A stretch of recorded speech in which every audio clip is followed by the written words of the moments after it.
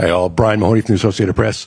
You guys are from so many different places, played in so many different spots. I wonder if any of you known each other previously, have played with each other, or anything like that, or you're all sort of meeting each other for the first time here? I can start. Well, me and Nolan, we actually played against each other on the NGT tournament back when he was in France and I was in Spain. Yeah, one of the last tournaments before me going to BYU and him moving to professionals. What do you know about his game? We were really aware of him on the scouting report. The game before the final game, he dropped like 45, if I'm not wrong, and against Barca, which we were happy to see that. But it was really scary for us to, get to this game knowing who he is. Yeah, I played against Egor, like you said, and against Ben Saraf in a multiple European championship during the summer. So yeah, I just know these two guys. Danny Wolf and I at the end, we've been competing with each other during the pre-draft process. We're both with CAA, working out over there at Proactive with Don McClain. So yeah, I'm familiar with his game, very skilled. Yeah, as Nolan said, we played against each other one game, and me and Danny, we had I think 2 practices in the Israeli national team under 20. Yeah. Yeah, Ben and I almost played on the same team together, 2 summers ago. And then DP and I were together, Drake and I were together in LA for the better part of 2 months now. So. Hey guys, Lucas Kaplan, Nets Daily again. For Egor, I just want to first ask, how would you like us to pronounce, your full name? It's Egor Demin. Okay, thank you. Yep. And second of all, I just want to ask what you think about today's NBA is perhaps suited for your game, especially playing, a pro-style offense at BYU. What do you think you can contribute on an NBA court? Well, I think I'm just a good fit. This team is a good fit for me, and I'm a fit for this team. Obviously, because it's a lot of athleticism, young guys, and I believe we could be a really high pace and high volume team, right? Just being able to run coast to coast. And for me, how efficient can I find those defensive rebounds and just find the outlet as fast as I can? Find somebody in front of me who can finish on the rim or find the corners, right? Since we're going to learn a lot of spacing, it's going to be a lot of screens and all that. And I believe we can really find good offensive and defensive variety in case of the players on the court. As Coach said and Sean, we can really play 1 through 5, everybody, right? There's going to be rotations where we just switch everything. Well, it's not my decision anymore, right? But you can now. But but what I'm trying to say is I believe there's a lot of options I can bring to this team, and I can do whatever Coach needs me to do. Hi, Vincent Piala for the French media Le Parisien.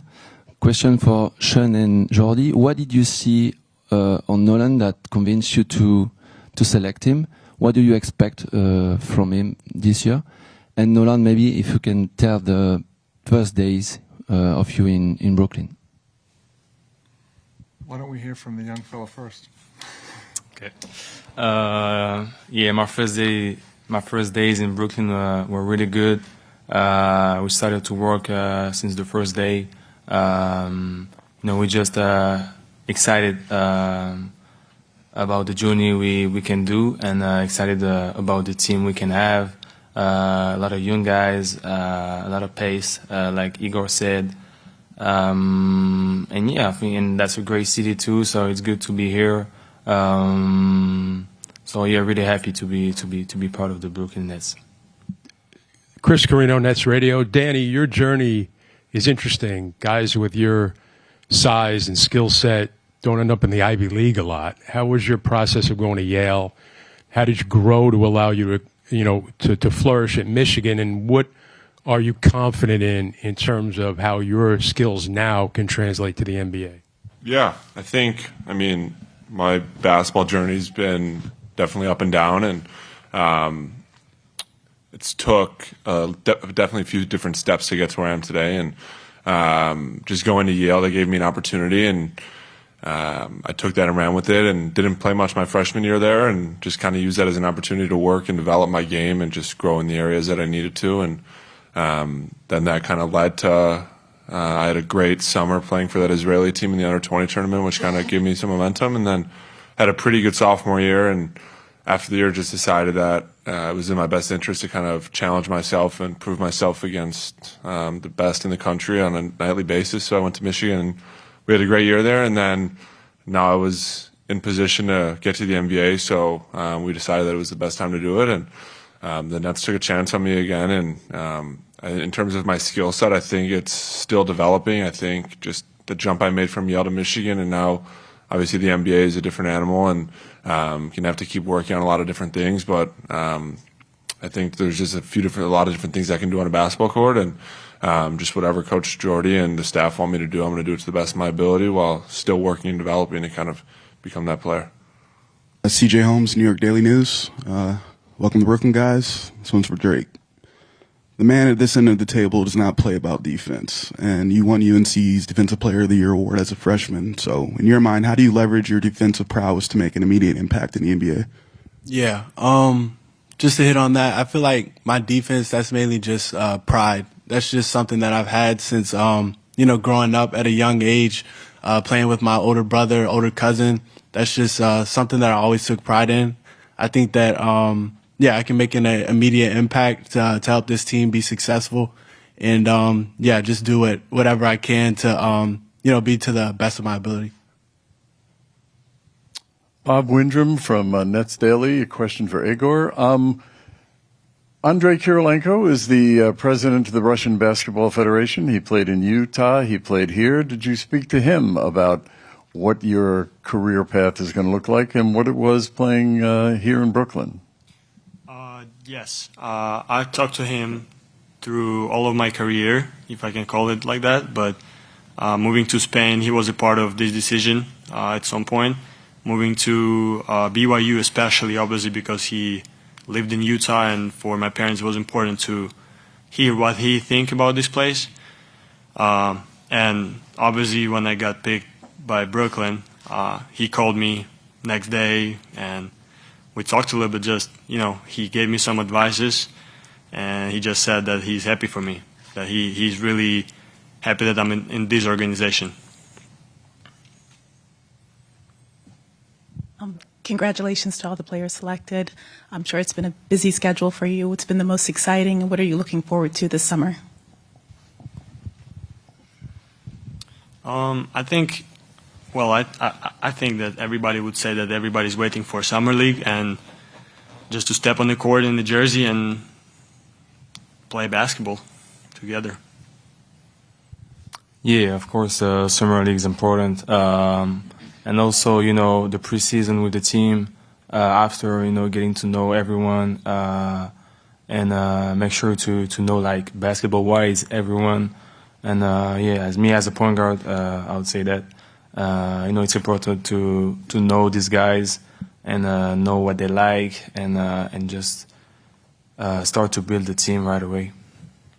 Yeah, just hitting off of what Egor and Nolan already said, just getting to know everyone so we can build that chemistry. Yeah, for me, of course, getting to know everybody, getting to know the system, offensively and defensively. And of course, I'm really excited for the summer league and to start a journey. Yeah, I don't know if there's anything different I could say, but just getting to kind of build that relationship and camaraderie, not only with these four other guys, but the entirety of the team, the young guys, coaches, front office, and just kind of starting on the right foot and just getting ready and for summer league, and then just gearing up for the season. I think everyone's pretty excited. For Ben, the Nets obviously liked you and had seen you several times playing over the course of the year. But I'm curious, when they had already taken 2 point guards, were you surprised at all when they drafted you, knowing that they had already taken 2 point guards ahead of you? And B, when you found out you were coming to New York, just how did you feel knowing you were coming to a city with such a huge Jewish population and having, for lack of a better term, an Israeli youth national team teammate? Yeah, for the first question, as we said before, I think we all can play several positions. So I don't think it's gonna be a problem. I'm super excited to share the court with those guys. And I think it's gonna be amazing. And for the second question, it was amazing. Got a lot of messages, getting a lot of love from the Jewish community here. And of course, it's the first time we are both Israelis and playing for the same team, so it's gonna be really exciting. And I appreciate all the love that I'm getting, like in the street and from the fans. This one also for Ben. I think one thing Sean mentioned on draft night, you've played a lot of games. I mean, for someone your age, right? And playing in Germany, as a professional, how do you think that that's going to prepare you here as you get to the the highest level? Yeah, I think it's kind of fun. I'm playing like pro for 3 years now, so played a lot of games so far. I think it's going to be helpful to know how to manage your body, to really stick to your routines, and really be able to and be willing to compete every night. So I think these are the things that can translate right away for the NBA. This one is for Drake, right here in front. You've had a shifting sort of career in terms of Isaiah joined your AAU team. You get to UNC, your usage drops a lot. How have the changes in your role affected, your journey here, and how do you anticipate that playing into and perhaps helping your NBA career? Yeah, I'd say it really just kind of switched my mentality a little bit. Like you said, my usage rate it dropped a lot once I got to North Carolina, but I was still playing like heavy minutes and being able to help the team be successful. I really could have, just sulked and just complained to the coaches, but like, what does that get done? That was really the way I thought. And so I just accepted the role that I was given with open arms. And yeah, I just wanted to be able to play to the best of my ability to help the team be successful. This question's for Egor. Obviously, you're a guy who's handled the ball a lot. You played point guard, but have a lot of size, could be viewed in different positions. Do you have a position, that you view yourself playing? And, how could you envision yourself fitting alongside some of the other guys, particularly Nolan? I think, coming back to what Coach said and what I said before, I'm just blessed to be here and I'm ready to be whatever they need me to be. That's going to be a part of my development is to learn how to play on the ball, off the ball, setting screens and being on the screen, whatever it is, right? And again, I'm just ready to try to execute whatever they ask me to do.